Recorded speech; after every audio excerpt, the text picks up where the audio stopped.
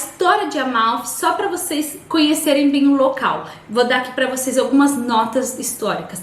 Nesse cenário histórico, a legenda e a história ela se sobrepõem. Diz a lenda que Hércules se apaixonou pela ninfa Amalfi, que morreu prematuramente, e Hércules queria enterrar no lugar mais bonito do mundo, onde poder então assim imortalizá-la. Então ele fundou uma cidade a qual queria dar precisamente o nome de Amalfi. Já segundo as crônicas de Amalfitamnuma, Amalfi foi fundada no século IV depois de Cristo, na época do imperador Constantino, por um grupo de famílias romanas que, partindo para Constantinopla, eles foram surpreendidos por uma tempestade muito violenta no Mar Iônico, e aí eles foram obrigados a se refugiar em Ragusa, na Dalmácia. Após então essa breve parada, a navegação ela recomeçou. Ameaçados por frequentes incursões de vândalos, eles pensaram em se recuperar mais ao norte da costa atual, aonde descobriram um lugar bem protegido e rico em água, e decidiram então se estabelecer ali permanentemente. Após um assentamento inicial em Scala, um dos municípios que nós vimos antes, eles fundaram duas cidades nos vales abaixo, nos quais deram o nome de Amalfia, em memória da cidade lucaniana que foi abandonada, e Atrunuma, que quer dizer água obscura por causa das rochas que pairavam sobre o Vale Estreito.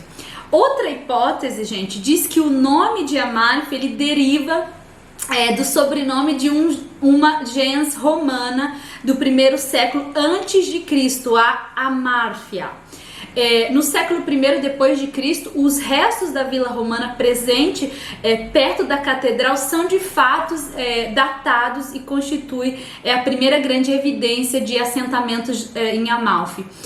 Já no século VI, na época da Guerra Grega Gótica, a cidade de Amalfi ela constitui o extremo sul do Ducato Bizantino de Nápoles, sobre o disfarce de Castro, uma vila fortaleza, né?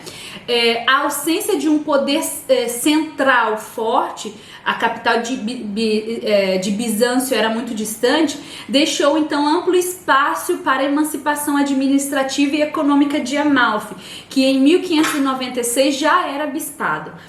Então a liberdade sempre foi conquistada a um caro preço, a um preço muito alto. E em 839, Sicardo, que era o duque lombardo de Benevento, graças à traição de algumas famílias locais, ele conquistou a cidade, saqueando e deportando então grande parte da população para Salerno.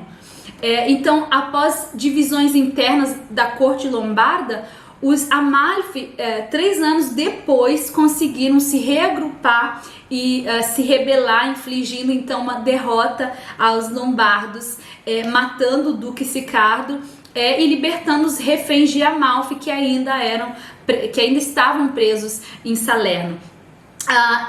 No dia 1º de setembro de 839 foi declarada a independência de Amalfi, então é uma data muito importante para eles, constituindo assim uma república autônoma e soberana.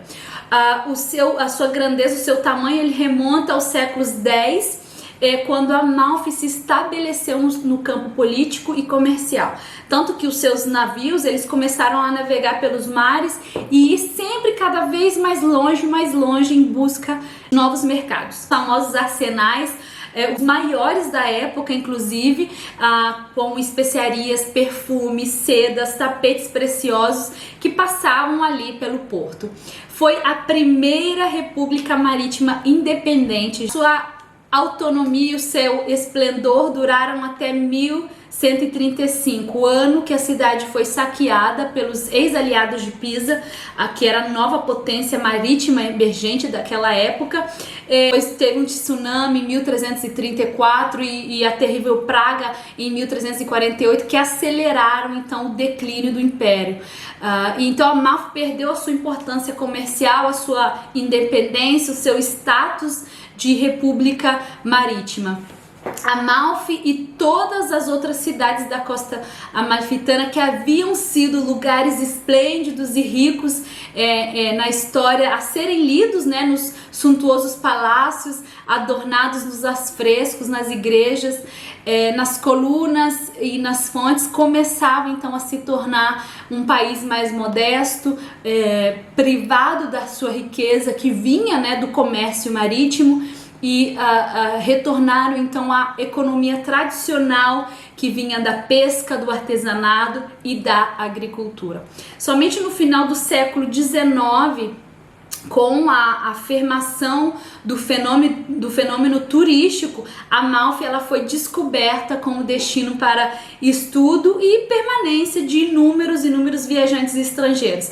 Foi assim que a paisagem, os monumentos e as cenas de vida cotidiana se tornaram uma fonte de inspiração para os escritores, para os pintores e artistas de toda a Europa. É a partir das primeiras décadas do século XX que o apelo exercido pelas belezas da paisagem dos lugares e as sugestões decorrentes do seu passado rico em história, eles atraem então gradualmente a atenção de um número cada vez maior de admiradores. Gente, por que eu conto tudo isso para vocês? Olha a importância da gente entender o que era esse país, como ele foi descoberto, quais eram as prioridades deles e o que ele se tornou agora. Se a gente não tivesse tido toda essa história, talvez hoje a Costeira Amalfitana ela não seria um ponto de turismo e não seria talvez um dos lugares mais lindos para se casar. Ela é super importante e eu amo contar essas histórias para que vocês entendam profundamente o significado e o lugar que vocês estão escolhendo para celebrar o amor de vocês.